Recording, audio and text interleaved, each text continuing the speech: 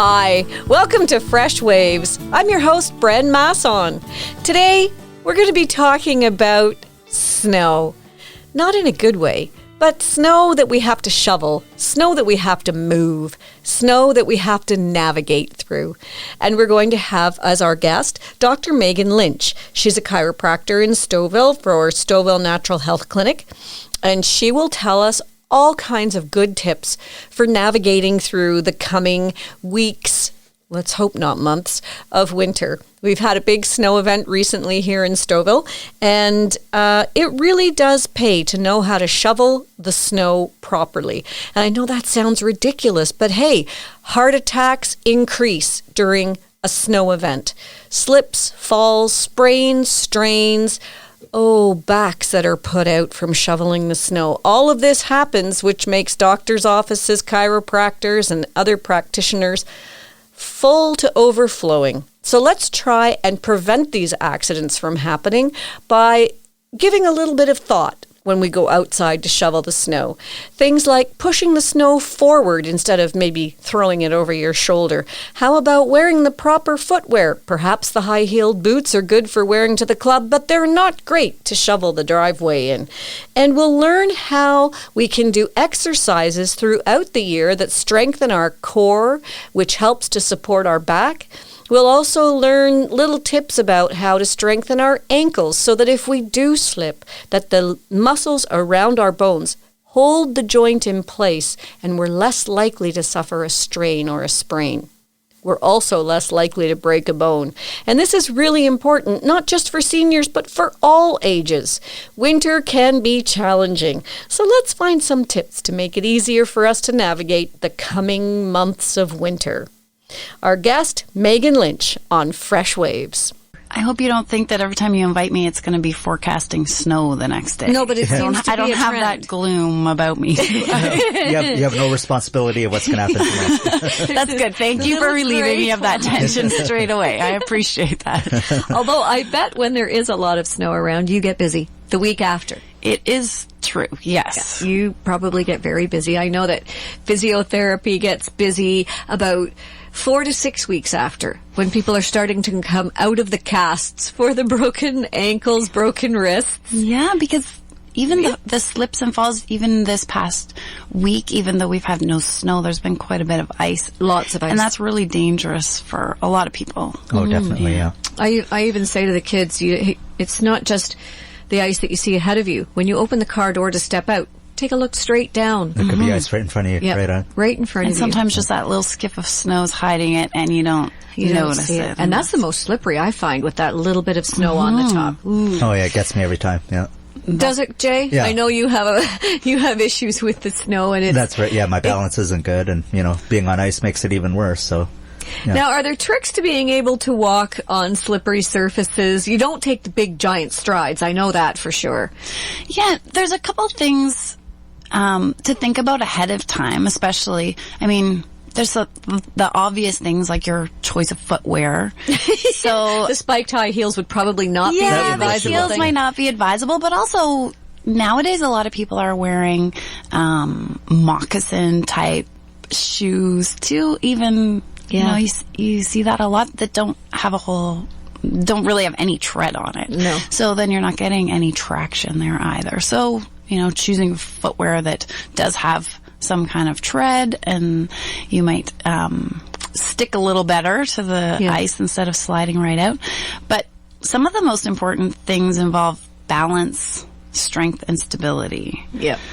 So those are real big focuses for any kind of slips and falls, whether it be ice or just getting out of the shower or bathtub and those kind of issues, because every year a third of Canadians have a fall, and a significant number of those have, health repercussions afterward from, broken hips and really kind of traumatic things like that. But it could be a strained back. It could be, a whiplash. I had a young client who slipped on the yard and had a concussion from an ice slip. Geez. So those are not things that you necessarily think about from shoveling, from slipping and sliding, but they definitely impact your health and impact your life. Now, when you talk about core and strength and stuff, is it just means that you can hold yourself up better, or your body's more able to take the fall? Yeah, so you can have a better sense of when that slip is starting. The little nerve endings in your ankles and in every joint in your body, they're called proprioceptors. So the more highly tuned they are, it's like fine tuning, that they can sense when the joint is moving before, even necessarily your brain kicks into the fact that you're starting to go. So then the muscles and your body can correct for that, and you may be preventing a fall that way. It also gives you, a more sure stride and footstep, so that you are more steady on your feet and you're able to catch yourself in a fall sometimes. It's also one of those things, I guess, you got to have the self-confidence to look like an idiot. Like I always say, it doesn't matter if you look foolish. Take tinier steps. Be cautious. There's nothing foolish in being a little bit cautious and taking your time. Exactly. Yeah, just like you said, instead of throwing the door open and just jumping right out and getting on to the next thing, taking that little second to have a look, see what's there, see what's around you, or take the time to throw some salt or sand down on your front step and go out. But the other thing that comes from that, don't be afraid to look a little foolish, is when you do have a fall, don't be afraid to just stop for a second where you are on the ground. Yes. And just take inventory. Yes. Because so many of us pop right up thinking, I'm embarrassed of what's going on. And that sometimes can make the injury even worse. Yeah. Or it can actually create an injury because you're stressed. The muscles are already tense. Give them a chance to relax. Do your little, if I do see someone fall, I'll go over and talk to them on the ground, not encouraging them to get up. Just stay there for a second, breathe, relax. Everything is good. As long as they're not going to get hit by a car or something. Yeah, you just want to make sure that they're in a safe spot. Yes. Or get someone to stop the people around, and then just give them a second to get up and then shake it off. Are you okay? Because that adrenaline seems to kick in and you feel fine. And you don't actually feel anything in that split second before you've already popped up, and then all of a sudden, things. It's like, I hit the ice. And sometimes the back stuff is all about the spasming of muscles, isn't it? Yeah, because when you have that quick fall and things are in the beginning of a spasm, if you jump up right away, sometimes that can just make everything tighten in even more. Whereas if you just give your body a minute, stay there, or just, gently get yourself up, sometimes even there you've prevented a worse injury. Okay. We're going to continue our interview with Dr. Meagan Lynch. There's some really good tips. So you're listening to Fresh Waves, and I'm your host, Bren Masson. You are a chiropractor. Yes. And so lots of people would call you a bone breaker, but you're not really. What is the principle of chiropractic care? So chiropractors are trained as specialists in treating muscles, joints, and nerves, Brenda. So really, that's kind of our training is really geared toward any kind of injury, disease, or ailment involving muscles, joints, and nerves. So, and bones, right? Because you guys do a lot of stuff with bones. Yeah, but typically it's not fractures of bones or things like that, but where the bones come together in the which joints. is the joint, right? Yeah. I guess each of the vertebrae, it all is joints. Yeah. That's a series of joints up your back, and when you crack those joints, you're moving them back into place. Is that it? Yeah, basically, if a joint is not moving as well as it should be, we call it a restriction, and that's where we might choose to do an adjustment. So that's the movement where, sometimes if we do it manually, you'd hear a cracking sound to do it. And that's just that joint moving quickly. And then it wasn't actually out of place. If you took an x-ray, it would look the same before and after, but it wasn't moving properly. It was stuck, basically. And then when you do that quick motion of an adjustment, it gets that joint moving again. And with the joints in your spine, your spinal nerves come out at each level right beside the joint. So every nerve from below your brain comes out from your spine.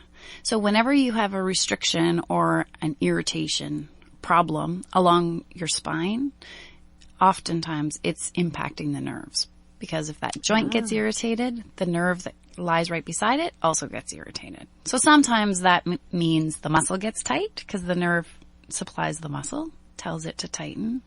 Sometimes that comes across as numbness or tingling if the nerve is really being irritated. Sometimes it's the strength in the muscle has been decreased because now it's not firing properly. But all of those things can be traced back to how the nerve is functioning and what is causing it to be impaired, whether it be the joint in the spine or some other issue. So those are the things that we're trained to diagnose and to treat and to refer, if necessary, onto someone else. But a lot of people think that chiropractors only deal with spines. Yeah. Which they don't. They deal with all kinds of any issues. muscle, any joint in your body. So we see a lot of sports injuries. We see a lot of repetitive strain injuries, carpal tunnel, arthritic joints we treat, or rehabbing from an injury. Like you mentioned before, maybe a slip and you sprained your ankle. So that could be something that... And sometimes those sprains where there isn't a bone break involved, the sprains or the muscle tears, those are the ones that take the longest time to heal. Depending on what the tissue is, usually our bones have really good vascular supply, so they get a lot of blood flow to them, which helps healing. Right. So if there's a lot of circulation to an area, it will usually heal well. But sometimes tendons or ligaments don't have as much circulation. So often if you tear a ligament, it'll be a longer and sometimes more frustrating injury to rehab than if you had broken the bone. Right. My brother ruptured his Achilles tendon. Ouch. Oh, yeah. that is not fun. 4 months in a cast and all the rehab. He's still limping. Almost a year later, he's still limping. And then the limp throws everything else off. Yeah, it does indeed. Brian, if you're listening, hi. Sorry to share your story on the air, but you know, it's not the first time I've heard about it. And you hear of people with these kinds of things, and it's a hard injury to heal. There's nothing really broken. It's just popped off where it's supposed to be attached to. But unfortunately, that's a driving muscle for walking properly, for doing anything where you have to, get some power from your feet. So, and it seems like the older we get, the more susceptible we are to some of these injuries. It seems like a younger person may not have a bad sprain. They may have a little twist and a week later they're feeling fine. Whereas an older person, that same incidence and the exact same movement causes an injury that takes 6 months to heal. we don't have quite the same elasticity. Yeah, you're exactly right. So I guess keep stretching. Keep stretching and keep on in stretching, shape. yeah. Yeah, you got to keep moving. So when you were talking about the strength and the muscle conditioning or the muscle condition that would keep you from really, really hurting yourself if you have a slip. I mean, there's some slips that are just going to be what they're going to be no matter what you do. Exactly. But by and large, if you feel yourself going and you have the strength to kind of catch yourself or hold yourself up in some sort of way, how do we get that strength? So really, some of the most important things that you can do are core strengthening. So our core is basically the corset around our torso. So your rib cage kind of that from area? your rib cage to your hips. Okay. So basically in that midsection, it's the muscles at the front, where we would think about like that 6-pack of abdominal muscles. It's the muscles at the side of your torso that help bend you side to side and twist your spine. It's the muscles of your back and the muscles at your hips. So your buttock muscles, your hip muscles, because all of those really stabilize the lower body connected to the upper body. So if you can imagine your leg starts to slip, does it send your whole body off balance, or do you have the muscle control to maintain yourself over your center of gravity? And that's really where those core muscles come into play. And it doesn't necessarily mean you need to go home and do sit-ups. And you don't need to go to the gym and pump iron. But, No. So what are we doing to strengthen the core? I've heard that sit-ups aren't that great for you anymore. There's a lot of people that are saying you never, ever, ever have to do a crunch for the rest of your life, which is a good thing for me. Yay! You know what? I'll sign up. As a fitness instructor myself, sit-ups are not my go-to exercise at all. And in classes, especially because you're not sure the health history of who's in your there. class. Right. Sit-ups can be a great way to get those muscles in the front of your stomach working, but they put an awful lot of load on the discs in your back. So if you have a history of back pain, it's not a good exercise to do. And So what could you do instead of a crunch? yeah, so you could do exercises even just sitting at your desk, where basically the feeling that you want to have is as if you were just about to get punched or kicked in the stomach, and you want to brace your core muscles. Brace against that punch. Yeah. You could do that while you're watching TV for all you couch potatoes out there definitely, who yeah. are Yeah, going you could- to spend an hour or more tonight watching your favorite Yeah, show I'm on taking notes TV, here. PDR or not. You do have good thumb muscles from working that remote. But Of course. okay, so what are you doing? You're sitting So there? you're sitting there, and basically you want to make that feeling like you're about to get punched, or the feeling that you have when you cough. So if you think of that, and then all of a sudden your abdominal muscles just turned on, that's core bracing. So that's turning on that corset of muscles, and you're getting the muscles at the sides, the muscles at the front, and the muscles of your back all coordinating together. Okay, just by making a cough. I guess that's Just why by when making- people have a really bad cough, they do say that their muscles are all aching, and it's because it's constantly contracting. Because you're using those big muscles, and they're getting fatigued if they're tired. But that's a way to start. So if this isn't an area that you've done a lot of strengthening, I would just start with that bracing. So you want to start by finding those muscles. You can put your fingers just underneath your ribs, and then do that brace, and you'll feel the muscles kind of pop out into your fingers. Then you know you've got it. And then practice doing that and see if you can still talk. talk while you're doing Talk it. while you're doing it. Because then your diaphragm is still moving and you're holding the muscles. Well, I guess that's why they tell you now to breathe through different exercises. Yes. Don't Breathing hold is your so important. breath. Yeah. Well, And breathing is very important because it does keep you alive. Of course, it's a vital thing to do. So one of those essential skills. Yeah, exactly. Yeah. Luckily, it's not something we often have to practice. So. Yeah. It kind of comes naturally. Yeah, and if you can hold that brace while Okay. you're talking, then you can build in other variations on it. Okay. So you could lie on your back with your back flat to the floor, find that brace feeling, and then take one leg and extend it out, touch your heel to the floor, and then bring your knee back up over your hip. So bring it back up, yeah, so you would keep your Higher knee than bent. right? Like say you're lying on your back with your knees bent up at 90 degrees, and then hold that braced feeling while you take one leg all the way out, and then bring it back in bent, and then extend the other leg out, and then bring it back So in. alternate. Okay. Yeah, alternating your legs, and now you're having to maintain that brace while you're adding motion.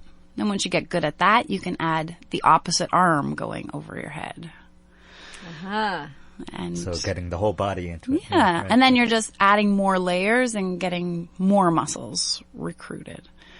But those exercises are not going to cause any strain on your lower back because your back is in a neutral position. Right. It's not, nothing's being compressed and nothing's being strained. So you're And still you're also aware of it. I find that if you're doing those boot camp like exercises where you get totally caught up in the music and the speed and the vigor of it, you can fall out of position and not realize it. So you're doing an exercise and your body's not in the proper position. Now, many of these things, if it's organized, you've got a really good leader or instructor that'll come around and make sure that you're actually not and you're falling out of hoping you have place. somebody who's going to catch you when you start to Exactly. lose that form. But if you're doing it on your own, you can often be in a bad position and never ever know it. And exactly. you're actually doing more harm than good. And you think you're doing something good for you, and then you realize after that you've created an injury. Yeah. So once you figured out that brace, you're going to use that in your other exercises. So, if you were to lift something heavy, you would brace first, bend down, brace, and then lift it up. Because now all of a sudden you've recruited a lot more muscles than just your leg muscles or just your back muscles. Okay. Yeah. So you've got anything else for the core? Yeah, so another great exercise, we call it cross crawl. Cross crawl. I like the sound of that. Yeah. So that's what you do on Saturday at the cottage after you've had a few too many. That's I know right. Yeah, you, well, Jason. I behaved this past weekend. Now so. behave. You're going to listen to Dr. Meagan for me. Yes, yeah, this one's a little tricky to do after a few drinks because it involves some balance. So you want to be down on your hands and knees with your back flat. So imagine your back is like a coffee table. Right. And you have a drink balancing right there on your lower back. Mm-hmm. So you do your abdominal brace and then try taking one leg out behind you and straighten it out up to hip height. Okay. Without twisting your hips, without twisting your shoulders. So you're keeping your hips squared to the floor. Keeping your hips squared to the floor, and then bring that knee in and repeat it maybe 6 or 8 times. And both hands are on the floor at this point. Both hands are on the floor, but then you see where we're going, right? I can see where you're going, and it requires some concentration. Yeah, so then after you get that move down that you could do, 6 or 8 times and repeat that 3 times. Then on each side. On each side. Then you would want to add in a little more balance training. So you would extend the opposite arm out. So now you're on one knee and the opposite hand, and you're reaching out and then bringing your knee and hand back in and reaching out and coming back in. So these are things that, toddlers and babies are very good at when they're learning to crawl. Without having to think about it at all. But we lose a lot of that coordination across your body. The reason why those moves are so helpful, when we walk, we have that cross pattern. Right arm goes forward, left leg. Yeah. So that training mimics what we do in everyday life. So if we can strengthen it there, then we have that strength and stability going forward. Great. We'll be right back with Dr. Meagan Lynch after this quick break. Hi, this is Bren Masson, host of Fresh Waves. Hope you're enjoying the show so far. If you'd like to hear the show again or more Fresh Waves podcasts, you can go to our YouTube channel, Fresh Waves Radio. Click subscribe. We'd love to have you as a subscriber to more Fresh Waves shows. Now, we're going to continue our interview with Dr. Meagan Lynch of Stouffville Natural Health Clinic. She is a chiropractor and she's got some great tips for us. We've just had a major snow event in southern Ontario and we've got ice and more snow to come. Winter's not over yet. As a matter of fact, we're probably only halfway done. It's a good idea to learn how to properly shovel our snow and how to handle the winter yet to come. Let's get back to the show now and Dr. Meagan Lynch. I guess we better talk about snow shoveling because we are having some snow coming and this is winter in Canada, winter in Ontario, and we have 2 conditions, snow or ice, and we're going to head into some more snow. So people will be shoveling. And normally when we get a snowfall here, it's not like in the Arctic where it's minus 40 and it's snowing. It usually warms up a little bit in order to bring in the weather that causes the snow. And then you're dealing with a heavy wet snow load. Yeah. So how are we shoveling? We're not supposed to do the sort of old classic dig, twist, toss. It's the twist and toss that kills us, isn't it? Yes, you're exactly right. So no twist and toss. So how do we get rid of the snow on our driveway? Heat it. No, I'm just kidding. Cables and press go. Then go back and watch TV and do some core exercises. Yeah, there you go. Exactly. Well, you want to pick the right shovel, first of all. So you want a shovel that, the snow will slide off of. So, that's a good point. Pick something. You can, pick a plastic shovel that has that like slippery, coating on it.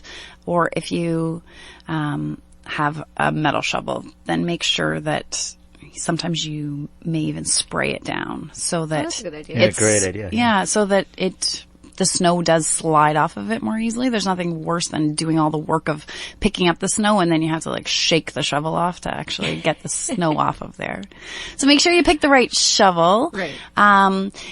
You want to pick a shovel that's not enormous, but fairly big so that you can push more and try to do as much pushing first instead of throwing as far. So if you can push, I realize some of the shoveling that we have to do, especially in town, we don't have a whole lot of room to put the snow. Luckily this winter we haven't had a whole lot of accumulation, so hopefully you don't have to lift it too high. Right. But sometimes that becomes a problem. Yeah, when the snowbanks are waist height or higher, that's a big toss. It's a big lift. It is, yeah.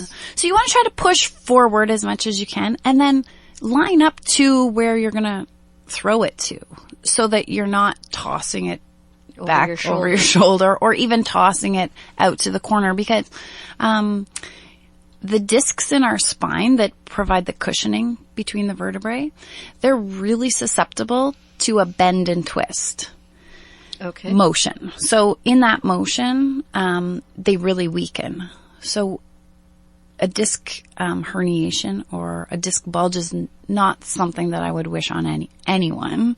And that position of bending forward to shovel and then twisting to throw it is really a dangerous one for those discs in your spine. So you want to push forward and try to throw forward into the pile. So move your body instead of just twisting and throwing in a different direction. Also, pace yourself with the snowfall. So if you know that it's going to be, if you have the privilege of being around during the day or during the evening or whenever it is, it's snowing, try to go out there a few times instead of waiting till we have 10 centimeters of heavy snow and doing it all at once, because then every shovelful is really heavy. That's good advice. Very good advice, yeah. Well, I went out to try and find a shovel for the cottage to shovel off the lake to go skating. So I thought the bigger the better. Away we go. Until you get there and even pushing it, it was nice and wide, about 4 feet wide, but I couldn't even push it. It's too heavy. Especially on the lake, it's a long way you're going. Like it is definitely it's not going anywhere. And of course, the more you push into the snow, the more you get on the shovel. Yeah. So I went back and swapped it for a more reasonable shovel. Yes. I have to do more rows, but it actually gets done. Yes. Yes. Or you could set up like they do at the hockey games where you get your kids out there all lined up behind you like a snowplow. So everybody's taking a little bit and you get the whole rink done. Well, it does have to be a family affair when you're shoveling off the lake, but yeah, definitely. Luckily at the lake you don't really have to throw it. You could just shovel along. Just sweep it away. Yeah. So at home, you're not really supposed to shovel it straight out into the street. So you shovel across your driveway in a straight line. Yes. Yes. Which is usually better for your body too, because you're doing a shorter length. So you're likely not lifting as much weight. If you think about the weight of a typical snowfall, when we get, kind of that dense snow, every shovelful could be 5 to 7 pounds of snow. So if you think that you're doing that hundreds of times for one driveway, that's a lot.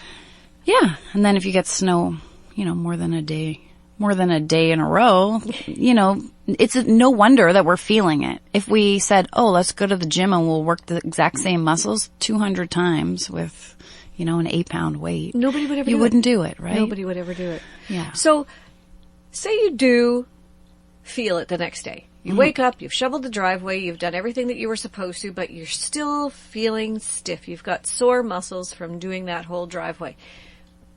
What is the philosophy? Are you supposed to, a little bit of the hair of the dog that bit you, go out and shovel some more, or do you take it easy for that day? What are you supposed to be doing to make yourself feel a little bit better? Yeah, so that next day, if you can avoid shoveling, I wouldn't recommend doing the same motions, because then you're using the exact same muscles in the same way.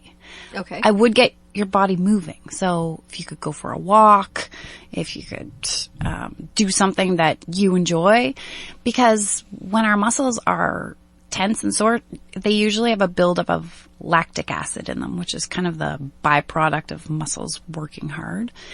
And when we use our muscles, so if we do a little bit of kind of cardiovascular training, whether it be a brisk walk or a skate or whatever you choose to do, we're actually helping to increase circulation and flush out that lactic acid. So sometimes that is really the best thing that you can do. Some stretching for the muscles. So if your back is sore, a lot of times it will feel good to lie on your back and just hug your knees in towards your chest. And you can kind of rock them side to side a little bit, or take your knees in little circles. So that often helps. If it's your shoulders, because they get a good workout shoveling, even taking your arms and swinging them. So a motion like you're doing front crawl, and then turn it around like you're doing back crawl. So just getting your arms moving through the motion will often help kind of flush out that tension that's there. That's good advice. But if you have something that's still lingering after 3 days, you probably want to look into getting it checked out. Yeah. Normally, if it's just the muscles are overworked and tired, they will come around within that time period. But if you're having... Like stiff muscles shouldn't last more than a couple of days, should they? No, if it's just a stiff muscle, it shouldn't last more than a few days. If you've torn a muscle, if you've irritated a joint, sprained a joint, then that's when the pain is lasting more than that 3-day mark. Right. Okay. So that's a good point to kind of stop and investigate things a little bit more. So, All right. So we know that we're going to have to shovel snow.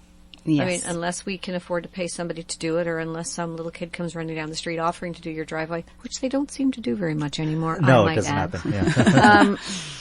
I used to do it all the time when I was a kid. We had a war to see who would get to shovel the driveway first, because you get $1 for it or whatever, and that meant a lot to us. But it doesn't seem like that happens anymore. But what can we do to get ourselves in shape to handle the snow shoveling that we know we're going to have to do? I mean, it's just a fact of life. So other people who do serious downhill skiing, they train pre-season to get ready for it. People who do running, they train. You can't just go and run a marathon. You train to run that marathon. So we know we have to shovel snow. What can we do to train to get ready for snow shoveling season? Well, we want to look at it as a sport or activity. So before you would go out for sport or activity, you would make sure that you're fueled up. So make sure that you are hydrated. You're going to be out there, even when it's cold, you're going to be sweating. You're going to be expending energy. You're going to need, your muscles. Yeah. That's chocolate water. Okay, maybe not chocolate.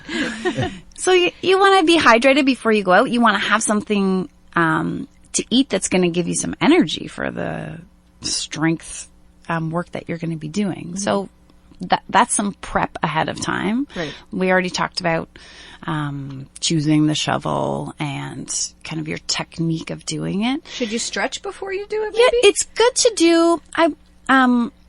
It's been shown that our bodies like to have a dynamic warm-up before we get into some activity. So what is the dynamic warm-up? It means a warm-up in motion. So instead of sitting on the floor and trying to touch our toes and doing those stretches where we're in one position. And they make you feel really, really, really bad when you can't get because you can't reach them anymore. Maybe to my knees. The demoralizing kind of stretches. Yeah, just don't do those. They're too depressing. No. So you want to get your body warmed up, the big joints, because that will help get your circulation moving. So we talked about the front crawl, back crawl arms. Right. So you could do those. So those are the shoulder big joints. The big shoulder joints. You can march on the spot, lifting your knees up really high. So just like a minute or two of high knee marches. Yeah, I see the hockey players do that before a game. Yeah, they've really started to come into that dynamic muscle work before we really need to use our muscles. Because it helps increase the circulation, warms the muscles up. Sometimes when we just stretch a cold muscle, it doesn't like that very much, and it actually can hurt it. Right? It can hurt it, and the muscle sometimes will not have the same elasticity. Whereas if you put it through its range of motion, it actually will be more limber for you. Okay. I've heard the analogy of if you take a dry sponge and try to stretch it, you break it. Mm-hmm. But if you get it wet first and warm, then it'll stretch a lot more easily and come back I've heard of that too. Yeah. Oh, I like that analogy. Isn't that a good analogy? Because then you can kind of visualize the muscle being that sponge and... Yeah, I like that one. Yeah. Okay. So some arm circles, some knee lifts, and you can do some side-to-side bends of your torso. So standing up, sliding one hand down your leg, and then sliding over to the other side. Because when you think about it, the odd thing about shoveling snow is many times you need to get the car out in the morning. You just get out of bed. You've had that nice sleep. Your muscles are in sleep mode, and I don't know about you, but half of the time it takes my body a little while to catch up with my brain. Yes. My brain's very much awake, and the rest I can't even do up my buttons because my hands are like, really? I really want to be asleep. So to just jump out of your warm bed into some boots and a coat and go out to shovel the snow, you may need to warm up your body a bit first, right? Yeah, just like your car doesn't like it when you just jump in and go. Yeah. Your body's the same way. So, one thing, first thing in the morning, if you're jumping out to go shoveling, definitely don't do those touch your toe moves or, big bending motions. Yeah. Because we talked about the discs in your spine and how they don't like to be in a bend and twist motion. But overnight, the discs fill up with more fluid. So we're actually taller in the morning. Oh. That's the good news, yeah. Ooh, if you're going to measure yourself, go first thing in the morning. Okay. But they're also a lot more rigid, and they have a higher propensity for injury first thing in the morning. Oh. So if all of a sudden you pop out of bed and then you go out and bend and lift something, bend and twist, and throw your shovel full of snow, you're worse off than if you did that same motion later on in the day. Okay. So I'm not saying just... So many people work out first thing in the morning. Isn't that funny? Yeah, so you just want to be careful of doing exercises first thing in the morning, especially if you have a history of back problems. Mm-hmm. And similarly, in the evening when you get home from work and the driveway needs to be done, you've been sitting in the car for your drive home, which is, you really can't and shouldn't exercise while you're in the car. No, not a good idea. Leg lifts and, stretching. It's not good. You're supposed to be concentrating on the road. Exercise your eyes. Yeah, keep your eyes on the road. Though there's one exercise I give my clients all the time in the car. Okay. This is a posture exercise. So every red light, every stop sign, if everyone could tuck their chin in, just like you're making a double chin. Mm-hmm. It's not the most attractive look if your car next door is. But you don't know the car next door, so just don't worry about it. Except in Stouffville. So you want to pull your chin in, push into your headrest for 5 seconds. That's a great car stretch. That's a great idea, yeah. Because a lot of us who sit at a desk all day, our chins tend to creep forward as we're really concentrating on the screen. Yeah. So that's a great car exercise. But no squats or lunges or leg lifts, I don't think. No. Your legs should be down by the pedals, not up by your ears. Okay, so you get out of the car and now you've got a shovel. So again, you should do those same warming up. Yeah, I would do those same motions, the arm circles, leg lifts. You could do a few squats. So that's something that is another great exercise for core strength. So going from standing up tall, your feet are hip width apart, and you want to push your bottom back. Like you're going to sit down. Like you're going to sit down. So you could pretend that you're sitting back onto a stool, and then stand right back up tall again till your hips are right underneath you. And then go again. Do you hold the squat for any length of time, or it's more just the getting up and getting down? You can do... I would recommend that you start off with a slow motion. So go down slowly, come up slowly, because then you're feeling the muscles and you know if those abdominal muscles are still braced or you know if you've lost it. Because if you can hold that brace while you do your squat, then that's the perfect position. I often tell people start off with that squat at the edge of your couch. So if you have your back facing the side arm of the couch and you want to squat back until you just glaze the armrest and then come back up. That's a good depth to start off at. And then you build it up. And as you get better, you can go deeper into it. Okay. Yeah. We're wrapping up a great hour of conversation with Dr. Meagan Lynch of the Stouffville Natural Health Clinic. It's so important at this time of the year to be prepared in all kinds of ways. If we're walking, if we're shoveling snow, no matter what we do, to be dressed properly. One of the things that seem to always be hurting us in the wintertime is your neck. And it's not because you're shoveling snow with your head or putting it with your face. It's because you're cold and you're tensing up, right? Yeah.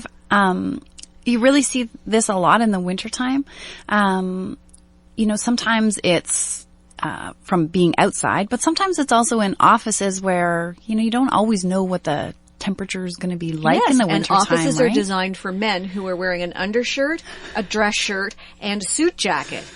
And lots of times, women especially, are not. Yeah, so you We're really wearing a nice blouse and that's it. Yeah, and you want make sure that you have, maybe stash an extra layer at the office, because we often see you may not even notice it, but your shoulders are hunched up right at your earlobes, and those muscles that lift your shoulders up like that get really tense in this cold weather, and those muscles are attached right in at the base of our skulls. So you don't necessarily link that to having neck pain, headaches, and those type of symptoms, but often there is a correlation there between that hunched up shoulders and those headaches and neck problems. Mm-hmm. So try to be aware of that, and whether it's wearing a nice warm scarf as you go out, so you can keep yourself bundled up and let your shoulders relax. Take the time to put your gloves on, put your hat on, and pay attention to yourself. Mm-hmm. Notice sometimes, just shake it off a bit and see. Oh yeah, wow. Feels good. People will come in and I'll stand behind them and put my hands on their shoulders and say, "Oh, do you realize that those are way up there at your ears?" No. And then all of a sudden I say, "Okay, just let your shoulders drop down." Oh, I didn't even know that they were there. So sometimes it's something that we are just doing subconsciously because we're feeling that chill, and that's our body's reaction to it. But if your muscle stays contracted like that over such a long time, then it can lead to a lot of other troubles. Yes. And as parents, I find that the kids are out playing and we're watching the kids. Mm-hmm. So it's not like we're out playing like a little kid, rolling around in the snow. Staying warm. We're standing there. And the parents I see that are watching their kids do skiing, downhill skiing, they're standing on the side of the hill, first of all, on an awkward angle, for hours and hours and hours. And they're cold, and they're all hunched up and shaking. And even the shaking, I think your body has to be pretty tense for the shivering to be as intense as it gets sometimes. Yeah, you're exactly right. So, take... one thing that you can do is take your shoulders and pull them up as high as you can to your ears. Then you actually notice those muscles, and then drop them down as far as they'll go. And you realize, oh, my neck is actually a lot longer than I thought it was. And a long neck is very attractive, so I've heard. Yeah, it gives you great posture. Yeah. And that always makes us look better, right? When we it's the difference between looking like a princess and a turtle. Exactly.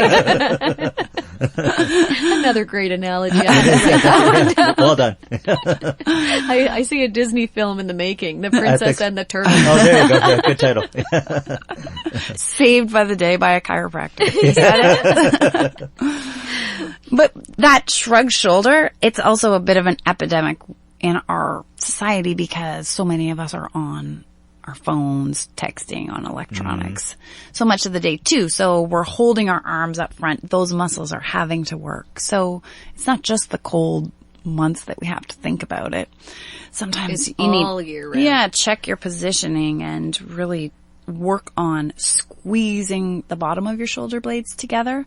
All of a sudden that will pull your upper body into the right position. And stretch it out. And then if something is going on more than, that 3 day mark, get it checked out. Just So how do people get a hold of you if they're looking to get some chiropractic care? Yeah, for more information, you can check out our clinic's website, which is www.stouffvillenhc.com. Okay. That stands for Stouffville Natural Health Clinic. Or you can give us a call at 905-642-8555. But we have lots of information soon to be coming. We're going to have a YouTube channel with some video links of exercises like the ones I'm trying to describe to you today. So you'll be able to go to the website and then see those exercises. So it'll say exercises for snow shoveling, and then we'll have video clips so you can follow along instead of trying to decipher it by reading a description. It's much better if you have a little bit of a visual aid to try and see what you're doing. Especially in motion, so you know exactly how it's going. Definitely, that sounds great. Great idea. Well, thank you so much for coming in and talking to us today. It's Thank always you. a pleasure to have you in the house. And if you ever think of something that we need to be talking about, do let us know, because we need to be reminded constantly of what we have to do to stay healthy. We do, definitely, and not hurt ourselves and things like that. Right, Jake? Yeah, that's right. Thank you, and good happy tips today. shoveling tomorrow. Well, that's it for Fresh Waves today. I hope you've enjoyed the show. If you'd like to hear this podcast again or listen to other Fresh Waves podcasts, just go to our YouTube channel, Fresh Waves Radio. Click subscribe and you'll have access to all the Fresh Waves shows. We air Sunday mornings at 7 a.m. on 102.9 Whistle FM in Stouffville. What a great way to start your day. Stay safe, everyone. Enjoy the snow, and we'll talk to you again on Fresh Waves.